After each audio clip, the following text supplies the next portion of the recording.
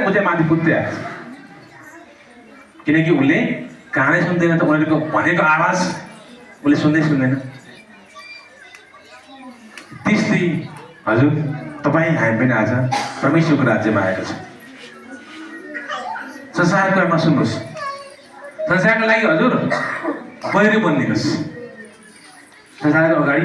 बहिरो बनिदिनुहोस् तपाईँको आत्माको आवाज परमेश्वरले सुन्नु भएको छ परमेश्वरले बुझ्नु भएको छ परमेश्वरले हामीलाई आशिष उन्नतिको भण्डार बनाउनु भएको छ सर्वशक्तिमान पितालाई धन्यवाद गर्छु तपाईँ हामी अगाडि बढेको तपाईँ हामीले खुसी पाएको तपाईँ हामीले आनन्द भएको तपाईँ हामी एकदमै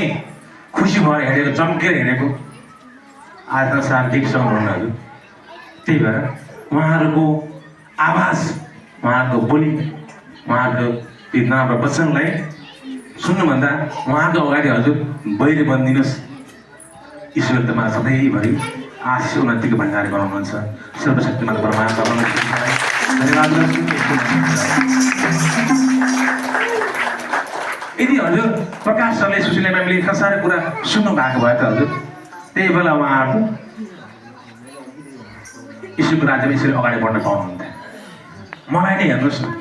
मलाई पनि सुरुमा कति टर्चर दिनुहुन्थ्यो कति निन्दा गर्नुहुन्थ्यो कति प्रेत गर्नुहुन्थ्यो उहाँको कुरालाई मैले सुन्दिनँ परमेश्वर दिनुभएको सत्य गवाई मेरो जीवनमा दिनुभएको उन्नति प्रगति सुख शान्ति आनन्दमा त्यही त्यसलाई मात्रै मैले हेरेँ उहाँको कुरालाई मैले सुन्दैन म बहिरो बन्दै हिँडेँ त्यही बहिरो बन्दै हिँडेको परिणाम आज परमेश्वरले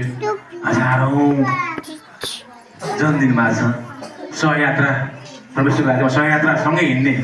आत्मा दिनु भएको छ मन दिनु भएको छ हामी सबै खुसी भएका छौँ सर्वशक्तिमान परमेश्वरलाई धन्यवाद गर्छु त्यही भएर यो मिठो वचन गाउनु मन लाग्यो हजुर पनि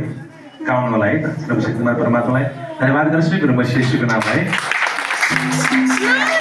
जब हाम्रो हात खुट्टा खोजियो जब हाम्रो हात खुट्टा खोजियो सच्चाइ के हो त्यसपछि बुझियो जसले दियो जीवन उसैले लान्छ आज हाँसेको साथ भोलि रुँदा रोँदै